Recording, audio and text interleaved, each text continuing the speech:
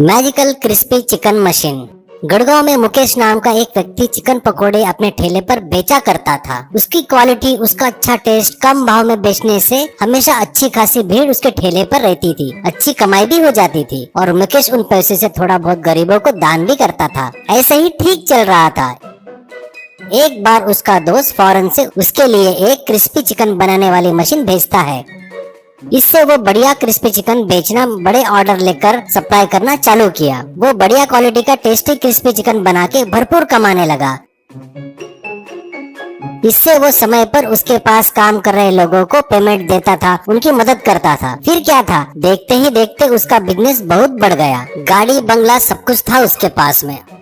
आजू बाजू के गांव वाले से भी क्रिस्पी चिकन के ऑर्डर आने लगे। और एक दिन ये देख उसके पास काम कर रहे दिनेश से उसका यूनियन लीडर रवि, देख दिनेश, इस मुकेश को अपने साथ मिलकर ठेला लगाता था चिकन पकौड़ी का, अब देख कैसे कार में घूमता है। इसकी किस्मत जोरदार है, मानना पड़ेगा। लेकिन अब हम उसके पास में नौकर बनकर काम कर रहे हैं। दिनेश, भैया कुछ भी बोलो, जब ठेला लगाते थे तब रिस्क था। कोई दिन कमाते थे तो कोई दिन खाली हाथ आते थे। कर्जा लेकर धंधा करना पड़ता था। यहाँ तो वो टेंशन है ही नहीं, बढ़िया टाइम पर पेमेंट हो जाती है, सब कुछ बढ़िया चल रहा है ना अभी।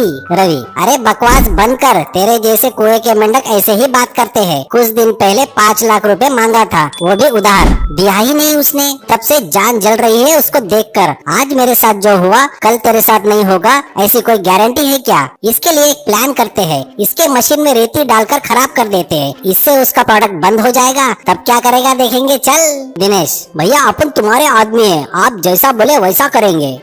फिर उस दिन रात में जाकर उस मशीन में दोनों मिलकर रेती डालकर खराब कर देते हैं।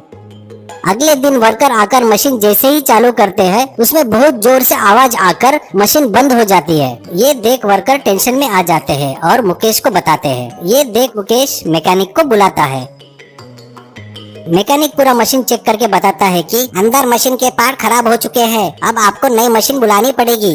ये सुन मुकेश तब तक खड़ा रह गया। अब क्या करूँ कहकर चुपचाप वहाँ से मंदिर में जाकर बैठ जाता है। सोचने लगता है और परेशान होता है। तभी पंडित जी, अरे मुकेश बेटा क्या हुआ, बड़े परेशान लग रहे हो। मुकेश, हाँ पंडित जी, मेरे मशीन खराब हो गई है। धंधा अच्छा चल रहा था तो बैंक से थोड़ा सा लोन लिया था और अभी वर्कर की पेमेंट भी करना है। मशीन बंद पड़ने से ये सब कैसे मैनेज होगा पंडित जी? मार्केट से पैसा उठाया तो कर्ज बाजारी हो जाऊंगा और एक मंदिर भी बनवा रहा हूँ, वो भी अधूरा रह जाएगा। तभी पंडित जी, मुकेश थोड़ा रुको, पिछले हफ्ते स्वामी जी आए थे, उन्होंने तुम्हें देने के लिए ऑयल कैन दिया है और कहा मुकेश को उस मशीन में ये ऑयल कैन डालने को, और ऑयल कैन लाकर देता है। मुकेश वो ऑयल कैन लाकर मैकेनिक को बुलाता है और उसे ऑयल मशीन में डालने को बोलता है।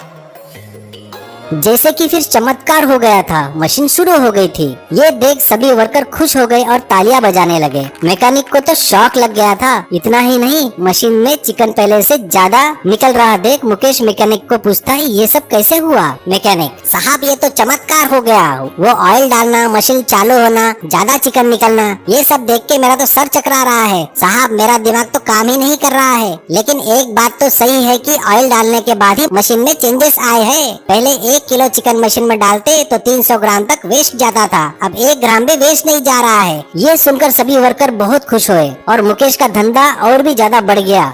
लेकिन रवि और दिनेश नहीं सुधरे। वो फिर से मशीन खराब करने की कोशिश बहुत किए और इस बार कुछ अलग ही हुआ। वो मशीन के पास जाते ही उन्हें संडास और टट्टी लग जाती थी। हफ्ते भर के लिए वो दवाखाने में एडमिट होते थे, फिर आते थे, फिर एडमिट होते थे, फिर आते थे, फिर एडमिट होते थे। सिलसिला चलता रहा। 4-5 बार ऐसा हुआ तो उनकी हालत ठिकाने पे आ गई। अब वो मशीन के आजू बाजू भी नहीं भटकते थे डर के मारे।